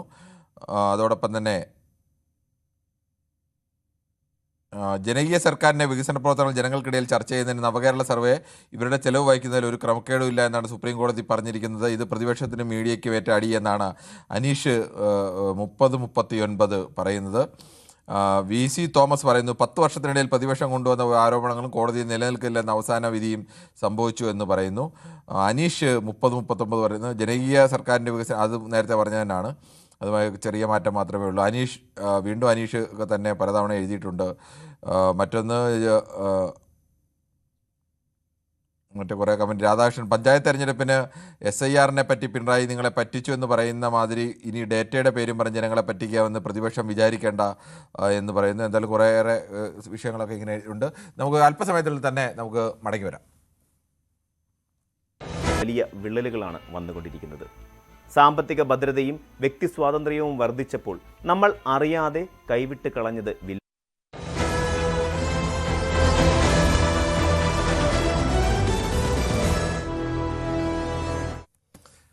ശ്രീ രാജനാണ് കൊല്ലത്തു നിന്നും. 2 വിധികളാണ്, വിധി എന്ന് പറയാൻ കഴിയില്ല, സുപ്രീം കോടതിയുടെ ഭാഗത്തു നിന്നുണ്ടായ തീരുമാനം. നവകേരള സർവേ നടത്തുന്നത് റദ്ദാക്കിയ ഹൈക്കോടതി വിധി സ്റ്റേ ചെയ്തു. അതോടൊപ്പം തന്നെ സർക്കാർ ഉദ്യോഗസ്ഥരുടെ എല്ലാം DA വർദ്ധിപ്പിച്ചുകൊണ്ടുള്ള അല്ലെങ്കിൽ വിതരണം ചെയ്തുകൊണ്ടുള്ള അവരുടെ വാട്സാപ്പ് മൊബൈലിലേക്ക് മുഖ്യമന്ത്രിയുടെ ഓഫീസിൽ നിന്ന് അയച്ച സന്ദേശം, അത് സ്പാർക്കിൻ്റെ അതിൽ നിന്നാണ് ആളുകളുടെ സ്വകാര്യ വിവരങ്ങൾ എടുത്തത് സംബന്ധിച്ച് കോടതിയുടെ ഭാഗത്തുനിന്നുണ്ടായ രൂക്ഷ വിമർശനം. ഈ വിഷയമാണ്. ശ്രീ രാജൻ, താങ്കൾക്ക് പറയാം. സാറേ, എനിക്ക് ഞാൻ പറയാനുള്ളത് ഒന്ന് കേൾക്കണം പ്ലീസ്.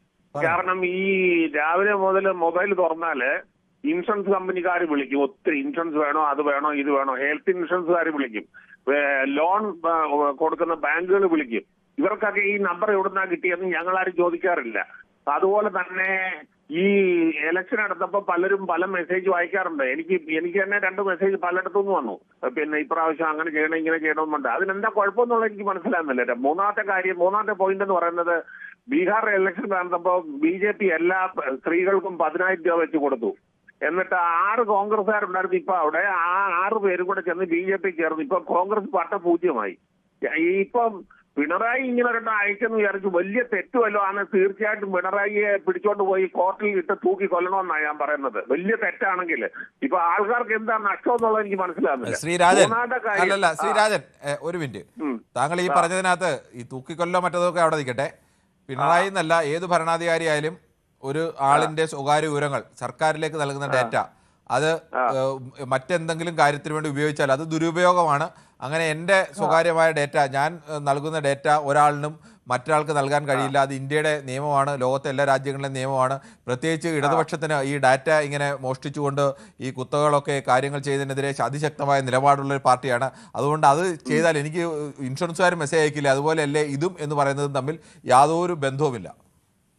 മോദിയുടെ, ഒരു മിനിറ്റ് എന്റെ പറച്ചിലൂടെ കേൾക്കണം. മോദിയുടെ ജൻ ഔഷധി പിന്നെ ശൃംഖല ഉണ്ട്. അത് വേണം, ഇത് വേണം, നിങ്ങൾക്ക് ഇത് കിട്ടും, അത് കിട്ടും എന്നും വേണ്ട. പിന്നെ BJP-യുടെ ഡൽഹി ശാഖയിൽ നിന്ന് വന്ന മെസ്സേജ് ഞാൻ ഇപ്പൊ അയച്ചുതരാം. ശ്രീ രാജൻ, ഇപ്പോഴും താങ്കൾ അതിന്റെ ഗൗരവത്തിലേക്ക് വരുന്നില്ല.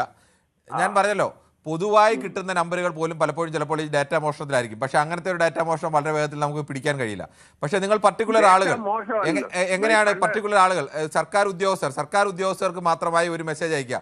ഇപ്പോൾ ഏറ്റവും പുതിയ കാലത്ത് എങ്ങനെയാണ് അമേരിക്കയിലടക്കം ഈ പറയുന്ന രാഷ്ട്രീയമായ താല്പര്യങ്ങളെ മറ്റു തരത്തിലേക്ക് മാറ്റുന്നത്? ഓരോ വിഭാഗം ആളുകളെ തെരഞ്ഞുപിടിച്ച് അവർക്ക് വേണ്ടിയുള്ള കാര്യങ്ങൾ മാത്രം അവർക്ക് അയക്കുക. അങ്ങനെയൊക്കെയാണ് ഈ പുതിയ കാലത്ത് രാഷ്ട്രീയ പ്രവർത്തനമൊക്കെ നടത്തുന്നത്.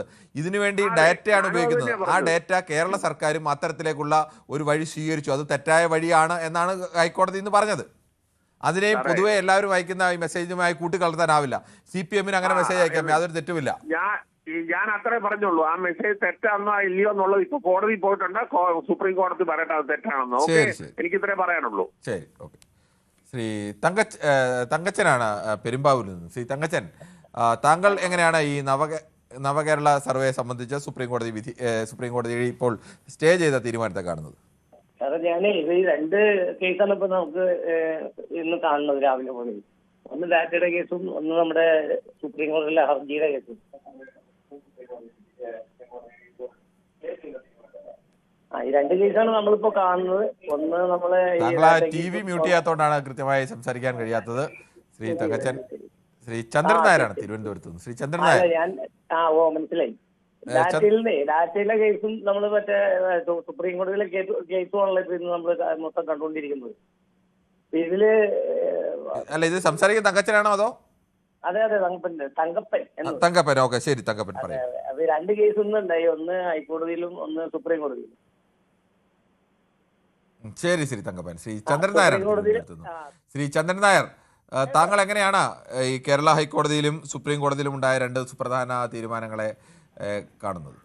കിരൺ സാർ, ആദ്യം തന്നെ എന്താണെന്ന് വെച്ചാൽ കേരളത്തിന്റെ പൊതുകടം നാം മനസ്സിലാക്കണം. സർവേ ജനങ്ങളുടെ നികുതി പണം കൊണ്ട് ചെയ്തു കഴിഞ്ഞാൽ അത് ബുദ്ധിമുട്ടാണ് സാർ. അതിനെന്താണെന്ന് വെച്ച് കഴിഞ്ഞാൽ നമുക്ക് വാളണ്ടിയർ അടിസ്ഥാനത്തിൽ അവർ സർവേ ചെയ്യുന്നതിനും ഇവിടെ ആർക്കും വിരോധമില്ല. ജനങ്ങളുടെ നികുതി പൈസ എടുത്ത് സർവേ നടത്തുന്നതിനോടാണ് പലരും എതിർക്കുന്നത്. ഏതായാലും എന്ന് വെച്ചാൽ കോടതി അങ്ങനെ പറഞ്ഞെങ്കിൽ തന്നെയും സുപ്രീം കോടതി എന്താണെന്ന് വെച്ച് കഴിഞ്ഞാൽ അവർക്ക് അനുകൂലമായിട്ട് പറഞ്ഞിട്ടുണ്ട്. പിന്നെ ഫോൺ നമ്പറിന്റെ കാര്യം സാർ, നമ്മുടെയൊക്കെ ഫോൺ നമ്പർ നമ്മുടെ കയ്യിൽ നിന്ന് പോയി സാർ. അതായത് ഏതെങ്കിലും ഒരു കല്യാണത്തിന് ഒരു ഹാള് ബുക്ക് ചെയ്യാൻ വേണ്ടി നമ്മൾ രാവിലെ പോയി കഴിഞ്ഞാൽ വൈകുന്നേരം ആകുമ്പോൾ ജുവലറിയുടെ ആൾക്കാർ നമ്മുടെ വീട്ടിൽ വരികയാണ് ക്യാൻവാസിന് വേണ്ടിയിട്ട്. ഈ രീതിയിലേക്ക് സംഗതി പോയി കഴിഞ്ഞ് നമ്മുടെ സ്വകാര്യ നമ്പറുകളെല്ലാം നമ്മുടെ നിന്ന് പോയി കഴിഞ്ഞു സാർ. പിന്നെ സർക്കാരും സർക്കാർ ഉദ്യോഗസ്ഥരും തമ്മിലുള്ള പ്രശ്നം അത് അവര് തീർക്കട്ടെ സാർ. അങ്ങനെ പറയാവുന്നല്ല ശ്രീ ചന്ദ്രൻ. അല്ല സാർ, സർക്കാരിന് ചില ഇതൊക്കെ ഉണ്ട് സാർ. അവർക്ക് കുറെ പവറുകളൊക്കെ ഉണ്ട് സർക്കാർ. അങ്ങനെ പവർ ഉപയോഗിക്കാൻ പാടില്ല എന്നുള്ളതാണ് നമ്മുടെ രാജ്യത്തിന്റെ നിയമം. ശ്രീ സ്കറിയാണ് തൊടുപുഴയിൽ നിന്ന്. ശ്രീ സ്കറിയ, താങ്കൾ എങ്ങനെയാണ് ഈ വിഷയങ്ങളെ കാണുന്നത്? നമസ്കാരം, ഞാൻ തൊടുപുഴയല്ല കേട്ടോ, കണ്ണൂർ ജില്ലയിൽ ചെറുപുഴയാണ്. ചെറുപുഴയില്ല, ക്ഷമിക്കണം, നമ്മള് എഴുതി വന്നത് സ്കറിയ ചെറുപുഴ. അവര് തൊടുപുഴയെന്ന് അറിയാതെ എഴുതിയാണ്. ഞാൻ വിചാരിച്ച് ഈ സ്കറിയ എന്നുള്ള പേരൊക്കെ ഒരുപാട് പേർക്കുണ്ടല്ലോ, അപ്പോൾ അങ്ങനെ തൊടുപുഴയിൽ നിന്ന് മറ്റൊരു സ്കറിയ ആയിരിക്കും എന്ന് എഴുതി. ഓക്കെ. ഇതിപ്പോ എന്നാ കുഴപ്പമെന്ന് വെച്ചാല് സാധാരണക്കാരന് കോടതി പോകാൻ കാശില്ല. നമ്മുടെ നികുതി പണം എടുത്ത് സർക്കാരിന് കോടതി പോകുന്നതിന് എന്താ തെറ്റ്? കോടതി വിധിക്കുകയും ചെയ്യും. അപ്പൊ ഇവിടുത്തെ കോടതികളെ നമ്മള് കുറ്റം പറയുന്നില്ല. ഇവിടുത്തെ കോടതികളും ചില കാര്യങ്ങളില് എന്താ ചെയ്യുന്നതെന്ന് കോടതിക്ക് പോലും അറിയത്തില്ല. കാരണം ഒരു ഹൈക്കോടതി വിധിക്കുന്നു, അത് തെറ്റാണ്, അത് ചെയ്ത മോശമാണ്. സുപ്രീം കോടതിയിലേക്ക് സർക്കാർ കാശ് നമ്മുടെ നികുതി പണം കൊണ്ട് അവിടെ ഏറ്റവും നല്ല പ്രഗത്ഭരായ വക്കീലിനെ വെച്ചിട്ട് വാദിക്കാൻ പോകുന്നു. നമ്മുടെ ഈ പാവപ്പെട്ട ഇവിടുത്തെ കഞ്ഞി കുടിക്കാൻ മേലാത്തവന്റെ നികുതി പണം കൊണ്ടാണ്. അവിടെ ചെല്ലുമ്പോൾ അത് വേറെ തിരിച്ചു പറയുന്നു. അപ്പൊ ഈ കോടതികളിലെ നിയമങ്ങളും എന്താണെന്നുള്ളതിനെ കുറിച്ചാണ് ഇപ്പൊ നമ്മുടെ ഭരണഘടന എങ്ങനെയാണ് നമുക്ക് ഈ സാധാരണക്കാരന് ഇവിടെ നീതി ഉറപ്പാക്കുന്നതെന്ന് ഒരു രക്ഷയില്ല. പിന്നെ ഇപ്പൊ ഇതിനകത്ത് പറയേണ്ട ഒരു കാര്യങ്ങളല്ല. ഇപ്പം നമ്മുടെ ആരോഗ്യവകുപ്പ് കൊണ്ട് പറയുന്നത് കേട്ടോ, 600 സ്വകാര്യ ആശുപത്രിയിൽ ഇത് വന്നു, അത് ഞങ്ങൾ മുക്കി. ആംബുലൻസ് ഡ്രൈവർക്ക് 10,000 രൂപ കൈക്കൂലി കൊടുക്കുന്നതൊക്കെ ഉണ്ട്, ഞങ്ങളത് സെറ്റിൽമെന്റ് ചെയ്തെന്ന് ആ മന്ത്രിയുടെ പേര് കേസെടുക്കണ്ട. അതിപ്പോ ഇതിനകത്ത് ചർച്ചയിൽ പറഞ്ഞ കേസല്ല. അപ്പൊ ഈ സർക്കാരിന് എന്ത് വേണേലും ചെയ്യും. ഏത് സർക്കാരിനും പാവപ്പെട്ടവൻ എപ്പോഴും ഈ ഇവര് തരുന്ന റേഷനറിയും കഴിച്ച് ഇവര് പറയുന്ന കാര്യങ്ങളും കേട്ട് അവിടെ ഇരിക്കുക. ഇവര് നവകേരള സദസ്സ് നമ്മുടെ നികുതിപ്പണം എടുത്ത് നടത്തേണ്ട ആവശ്യമില്ലല്ലോ. ഇവർക്ക് പാർട്ടി ലൈനില്ല, ഇവർക്ക് പാർട്ടി കോടതിയില്ല. ഇവരുടെ പാർട്ടി കോടതിയിൽ തന്നെ ഇവര് പോകാൻ ഇപ്പൊ ഈ ഡാറ്റ നമ്മുടെ അങ്ങനെയല്ല. നമ്മുടെ ഏത് കേസ് വന്നാലും നിയമപരമായ ഇന്ത്യൻ നിയമ സംവിധാനങ്ങൾ ഉപയോഗിച്ചുകൊണ്ട് സർക്കാരിനെതിരെ വന്നാൽ അത് സുപ്രീം കോടതിയിൽ പോകാനോ അല്ലെങ്കിൽ അതിന് വീണ്ടും എന്തെങ്കിലും ഉണ്ടെങ്കിൽ അവിടെ തന്നെ വീണ്ടും അപ്പീൽ നൽകാനോ ഒക്കെയുള്ള പല പല സംവിധാനമുണ്ട്. അത് ഉപയോഗിക്കുന്നതിൽ അങ്ങനെ നമുക്ക് ആരെയും വിമർശിക്കാൻ കഴിയില്ല. നികുതി പണം കൊണ്ടല്ലേ ചെലവഴിക്കുന്നതെന്ന് ചോദിച്ചാൽ നികുതി പണം കൊണ്ട് തന്നെയാണ് സർക്കാരിന്റെ എല്ലാ പ്രവർത്തനവും. അവരുടെ വീട്ടുകാര്യത്തിന് വേണ്ടിയല്ലല്ലോ, സർക്കാരിന്റെ പൊതുവായ കാര്യത്തിന് വേണ്ടിയല്ലേ പോകുന്നത്. അല്ല, ഭരണഘടന എഴുതി വെച്ചിരിക്കുന്ന പാവപ്പെട്ടവന് സാധാരണക്കാരന്റെ ജീവനും സ്വത്തിനും സംരക്ഷണം കൊടുക്കണമെന്നല്ലേ സർക്കാരിന്. ഇവിടെ ശ്രീ വിജയൻ, അതിനുവേണ്ടി തന്നെയാണ് ഇന്ന് സുപ്രീം കോടതി ചോദിച്ചത്. അത് തന്നെയാണല്ലോ, കോടിക്കണക്കിന് രൂപ ഇത്തരം ക്ഷേമ പ്രവർത്തനത്തിന് വേണ്ടി നൽകുന്ന ഒരു സർക്കാരിന് ആ ക്ഷേമ പ്രവർത്തനങ്ങളിൽ ഏതെങ്കിലും തരത്തിലുള്ള അപാകതയുണ്ടോ എന്ന് ജനങ്ങളുമായി സംസാരിക്കാനുള്ള ഉത്തരവാദിത്തമില്ലേ, അതിനുള്ള അവകാശമില്ലേ? അതിലെന്താണ് തെറ്റെന്ന് തന്നെയല്ലേ സുപ്രീം കോടതി ചോദിച്ചത്? അല്ല, ഈ മന്ത്രിമാർ ഇത്രയും കാലമായല്ലോ ഈ തീരാൻ പോകുന്ന സമയത്ത്. അല്ല, തീരാൻ പോകുന്നല്ലേ സുപ്രീം കോടതിയെ സംബന്ധിച്ച് അങ്ങനെ തീരാൻ തുടങ്ങുന്നു എന്നുള്ള വിഷയമില്ല. അത് ഭരണകൂടം ഒരു തുടർച്ചയാണ്. എപ്പോഴും ഭരണകൂടത്തിന് ഇപ്പോൾ വരുന്ന അവർക്ക് വേണമെങ്കിൽ വീണ്ടും വരാൻ പരുവം എന്ന് കരുതിക്കൊണ്ടാണെന്ന് അവർക്ക് പറയാമല്ലോ. അത് എന്ത് വേണമെങ്കിലും പറയാമല്ലോ. അല്ലെങ്കിൽ മറ്റു ഭരണകൂടം വന്നാലും അവർക്ക് ഈ കാര്യങ്ങൾ ചെയ്യാമല്ലോ എന്ന് പറയാം. അത് സർക്കാരുകളെ അങ്ങനെ സുപ്രീം കോടതിയിൽ അത് ഇടത് സർക്കാർ UDF സർക്കാർ എന്നൊന്നും കാണില്ല. അത് സർക്കാരുകൾ തുടർച്ചയാണ്. എല്ലാ നിയോജകമണ്ഡലത്തിലും വന്നിട്ട് ഈ മന്ത്രിമാർക്ക് ചോദിക്കാലോ ഞങ്ങളുടെ ഭരണം എങ്ങനെയുണ്ട്. വിജയനാണ് കൊല്ലത്ത് നിന്ന്. ശ്രീ വിജയൻ, താങ്കൾ എങ്ങനെയാണ് ഈ രണ്ട് സുപ്രീം കോടതിയുടെയും ഹൈക്കോടതിയുടെയും ഭാഗത്തു നിന്നുണ്ടായ വിഷയങ്ങളെ കാണുന്നത്? നമസ്തേ സാറേ. നമസ്കാരം. അല്ല, ഞാൻ ഹൈക്കോടതിയുടെ ഭാഗത്താണ്. പക്ഷെ എന്നാലും ഒരുപക്ഷെ സുപ്രീം കോടതി അങ്ങനെ ഒരു വിധി പറയാൻ കാരണം എന്നാൽ ചെന്ന് ജനങ്ങളുടെ ഇടയിലോട്ടല്ലേ ചെല്ലുന്നത്. ജനങ്ങളുടെ ഇടയിലോട്ട് ചെന്ന് മേടിച്ചോട്ടെന്ന് വിചാരിച്ചായിരിക്കുമെന്ന് ഞാൻ വിചാരിക്കുന്നത്. കിട്ടാവുന്നത് പോയി മേടിക്കട്ടെന്ന് വിചാരിച്ചായിരിക്കും. പിന്നെ അവരുടെ ഒരു പാർട്ടി പ്രവർത്തകൻ തന്നെ ഇപ്പൊ പറഞ്ഞല്ലേ ഇനി പോയിട്ട് തിരിച്ചു വരുമെന്ന് എന്തോ ഉറപ്പെന്ന്. പിന്നെ അതുകൂടാതെ ഒരു കാര്യം പറഞ്ഞു. പിന്നെ ഈ പാവപ്പെട്ടവന്റെ ഈ പൈസ എടുത്ത് എന്തിനായി വരുന്നത് നടക്കുന്നത്? കോടതിയുടെ വിധി അവിടെ നിന്നോട്ട് കോടതി ചിലപ്പോ ഞാൻ ഈ പറഞ്ഞ അതേ രീതിയിലായിരിക്കും പറയാം. ചെന്ന് കയറി കൊടുക്കട്ടെ, ജനങ്ങളുടെ ഇടയിലോട്ടല്ലേ ചെല്ലുന്നത്.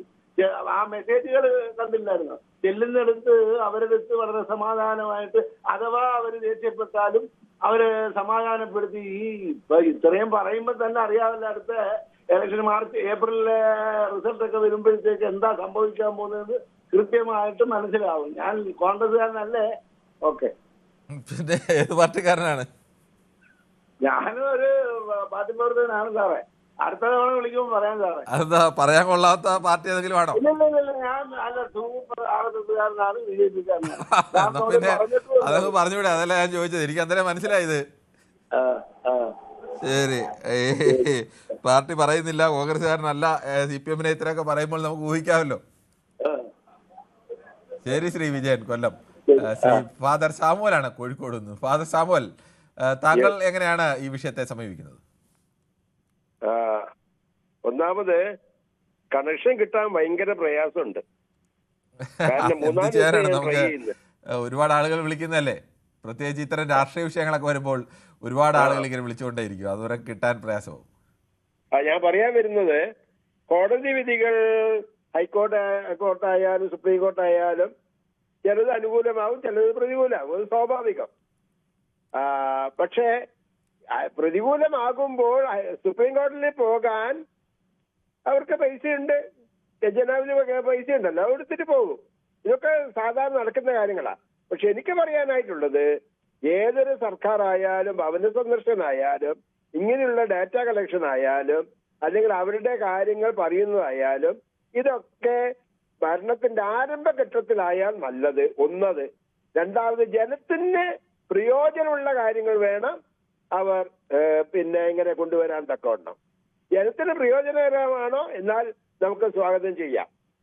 അല്ലാതെ അവർക്ക് വീണ്ടും ഭരിക്കണം എന്നുള്ള ഉദ്ദേശത്തോടെ മാത്രമാണ് ഇലക്ഷനെ മുൻനിർത്തിയാണെങ്കിൽ അത് സ്വീകരിക്കാൻ കുറച്ച് പ്രയാസമുള്ള കാര്യമാണ്. കാരണം അതല്ല ജനം പ്രതീക്ഷിക്കുന്നത്. ജനത്തിന് പ്രയോജന കാര്യങ്ങൾ ചെയ്യുകയാണെങ്കിൽ അതാണ് ഭവന സന്ദർശനം കൊണ്ടോ അല്ലെങ്കിൽ ഇങ്ങനെയുള്ള കാര്യങ്ങൾ കൊണ്ടോ ഉദ്ദേശിക്കുന്നതെങ്കിൽ നല്ലത്. കോടതി വിധികൾ ചിലപ്പോൾ അനുകൂലമാവും പ്രതികൂലമാകും. ഓക്കെ,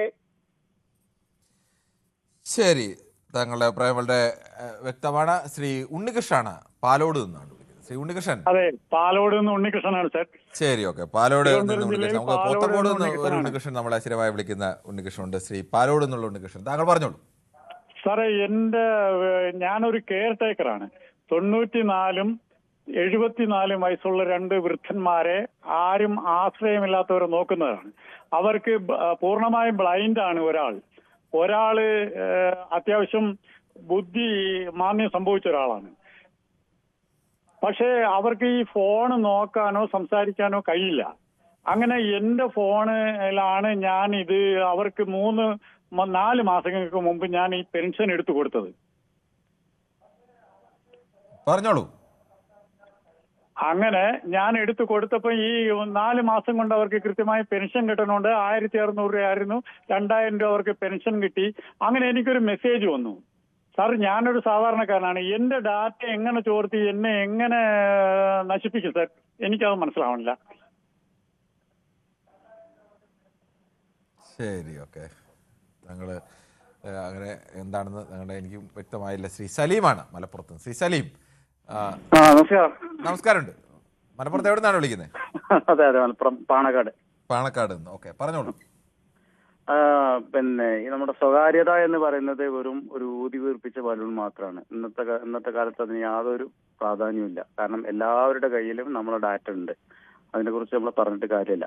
രണ്ടാമത്തെ കാര്യം, നമ്മളെ പിന്നെ ഒരു സർക്കാർ ജനങ്ങൾക്ക് വേണ്ടി ഒരു പദ്ധതി അവതരിപ്പിച്ചാൽ അതിന്റെ ഗുണം ജനങ്ങൾക്ക് കിട്ടിയോ, ജനങ്ങൾ ആ പദ്ധതിയെ കുറിച്ച് മനസ്സിലാക്കിയോ എന്നറിയാൻ എന്താണ് മാർഗമുള്ളത്? അടുത്ത തെരഞ്ഞെടുപ്പ് വരെ കാത്തിരിക്കണം എന്നാണോ പറയുന്നത്? ഒരു സർവേ നടത്തിയിൽ യാതൊരു കുഴപ്പവും ഇല്ല എന്നാണ് എന്റെ അഭിപ്രായം. ശരി, അല്പം മുമ്പ് ഫാദർ സാമുവൽ പറഞ്ഞത് താങ്കൾ കേട്ട് കാണുമെന്ന് പ്രതീക്ഷിക്കുന്നു. ഒരു സർക്കാർ അധികാരത്തിൽ നിന്ന് ഇറങ്ങാൻ പോകുമ്പോഴാണോ ജനങ്ങളുടെ അഭിപ്രായം തേടേണ്ടത്? അതിന് മുമ്പായിരുന്നു ഇത്തരം അഭിപ്രായങ്ങൾ തേടേണ്ടത്? അല്ല, ആയിക്കോട്ടെ, അടുത്ത തെരഞ്ഞെടുപ്പ് ഇതൊക്കെ ഉണ്ടാക്കാനുള്ളതല്ലേ. അതിന് മുമ്പായിട്ട് പ്രിപ്പയർ ചെയ്യാനായിരിക്കും. നല്ലതാണ്, നല്ല കാര്യമല്ലേ.